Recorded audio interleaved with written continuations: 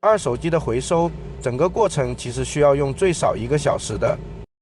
我们回收一台波拉切纸机，并不仅仅拍个照片给客户，然后就开始宣传。我们作为供应商，需要对客户负责，需要真正的为客户解决问题，而不是作为一个中介。信誉在每一个行业都非常的重要。其实在中国有很多很好的技术人员，我们只要把信誉分享给客户就足够了。检查机器其实也是危险的工作，因为检查的区域往往是靠近机器的运转区域。